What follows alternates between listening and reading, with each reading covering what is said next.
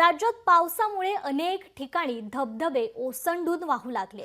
यापैकीच साताऱ्याच्या नवजा येथील ओझरडे धबधबा मे महिन्यातच प्रवाहित झालाय। संपूर्ण परिसरात धुक्याची चादर पसरली आहे, तर कोकणात देखील रत्नागिरीचा पानवल धबधबा प्रवाहित झालाय।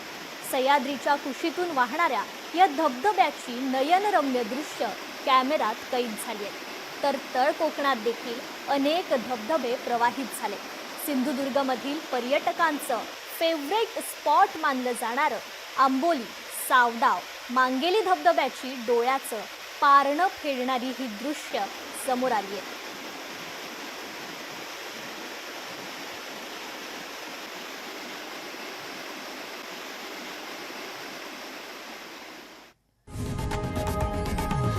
लोकशाही मराठी ऐका, पहा, जागरूक रहा।